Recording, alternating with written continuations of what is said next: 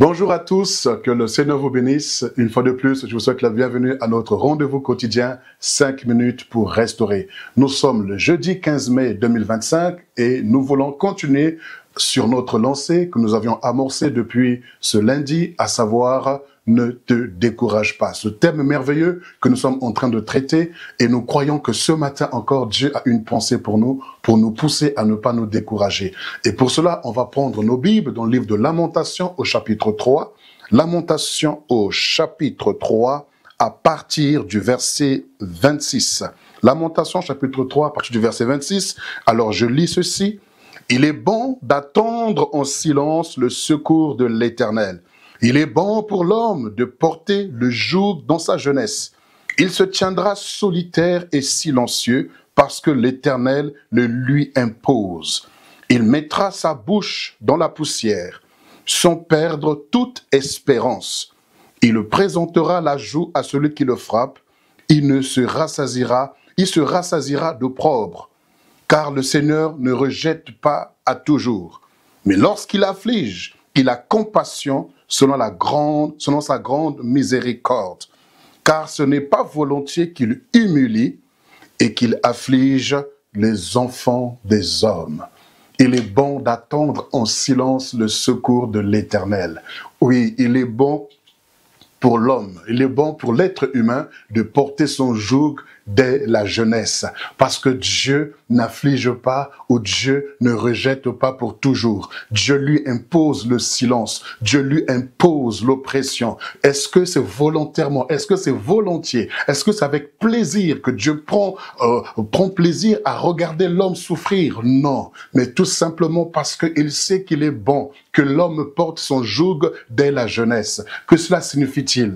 Le Seigneur voudrait nous enseigner que tu passes par des moments difficiles parce que tu es encore dans la jeunesse de ta destinée. Tu es encore dans l'enfance de ta destinée. Dans ce que Dieu veut faire avec toi, tu es encore dans l'enfance. Tu es encore dans les prémices. Tu es encore au commencement. Tu es encore au début. Alors au début, le Seigneur voudrait que tu portes ton joug. Et il est bon que tu attendes sa délivrance en silence. Que tu ne te plaignes pas. Que tu ne te lamentes pas. Que tu ne gémisses pas. Que tu ne racontes pas tes souffrances par-ci, par-là. Parce que plus tu raconteras tes souffrances à gauche et à droite à des personnes qui ignorent ta destinée, et ils risquent de te donner des conseils qui vont te pousser à carrément quitter le chemin, le programme, le processus que le Seigneur a mis en place pour ta vie. Alors c'est pourquoi le Seigneur veut que le silence te soit imposé, parce que tu portes ton joug, tu portes ta formation, tu portes ta préparation, tu portes ton équipement pour que tu sois efficace. Un soldat qui est préparé pour aller à la guerre, il est dès la jeunesse, ça signifie dès le commencement de sa carrière. Donc dans la préparation, on lui impose alors une formation vraiment alors draconienne, une formation douloureuse, une formation difficile.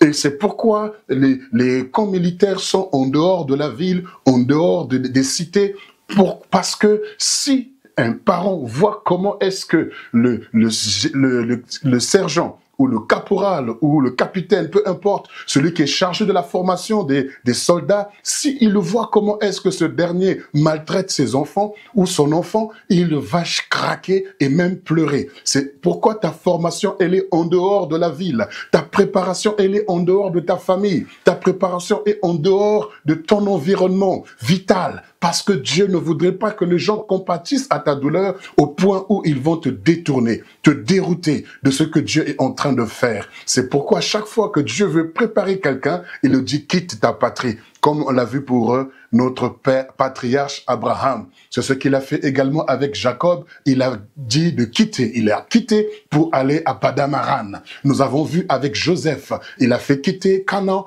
pour l'Égypte. Toi aussi, tu es déporté. Tu te sens seul. Tu es dans le silence parce que Dieu te l'impose. Tu dois porter ton joug dans la préparation parce que Dieu te prépare pour des grandes choses. Dieu te prépare pour une grande destinée. Essuie tes larmes. Ne te lamente plus. Ne gémis pas parce que Dieu ne rejette pas à toujours. Dieu n'abandonne pas à toujours. Ce n'est pas volontiers qu'il t'inflige cette douleur ou ces difficultés que tu traverses, mais tu dois passer par là parce qu'il te prépare pour des choses extraordinaires. Il veut que tu pleures aujourd'hui pour ne pas que demain tu aies à pleurer, mais que tu sois un sujet de consolation, d'encouragement, de témoignage pour ceux qui vont venir après toi. Sur ces paroles, je t'encourage, garde la paix du Seigneur et que tu sois dans la joie et tu communiques la vie de Christ au travers de ton comportement et de ta réaction et de ton sourire au nom de Jésus.